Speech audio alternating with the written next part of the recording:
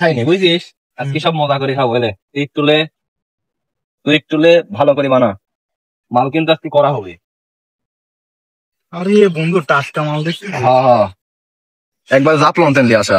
গাছের পিওর মাল তো। হ্যাঁ হ্যাঁ, এই জন্য তো করা। অনেকদিন তো হয়ে গেল, কাম কাজ নেই, মাথায় পেন হচ্ছে, মাল খাওয়া লাগবে। এখন দেখি ছোট ভাইরা মালটাল বানাইছে নাকি, দেখি তো দেয় খায়, দেয় দেয় না। আমি এখানে আসি ভাই, মাল বানাইছি, মাল বানাও শান্তি নিশলা গন্ধে চলে আসে শালা। তো একটা দিলাম, একদিন খাইনি বন্ধু, মাথা মুতি নষ্ট। দিয়া দিস তুই মাল খাবি স্যার, বাইতেন দিয়া আসি মাল খাতে পার।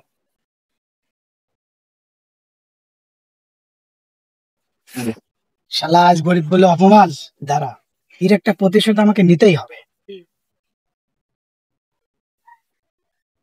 তোরা মাল দিস নি, দাঁড়া আমি এখনই 999 ফোন দিয়ে সবকিছু বলে দেবো।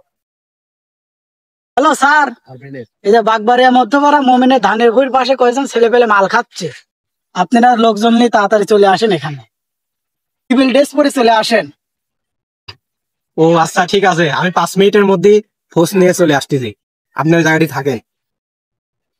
স্যার দাঁড়ান, স্যার এটি মনে হয় মোমিনের ধানের খেত বুঝছেন, এই জায়গায় তো লোকজন দেখা যাচ্ছে। আচ্ছা ঠিক আছে, তুই এই চারদিক যায় একটু উকি মুখি মারি দেখ যে ওই জায়গাটি নাই।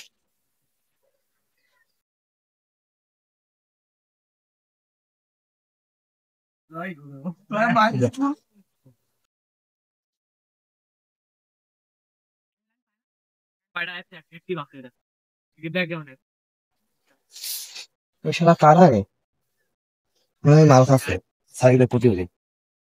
স্যার স্যার মাল পাইছি, তারপরে আসেন। আচ্ছা দাঁড়া আসতেছি আমি।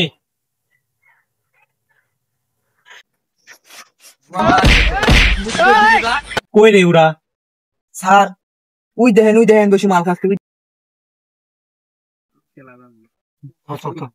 জয় গুরু।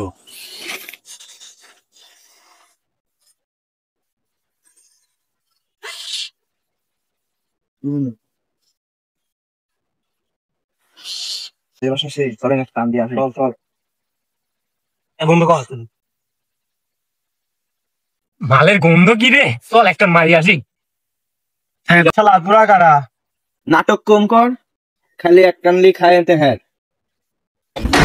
নাটক করছিস, দাঁড়াইস।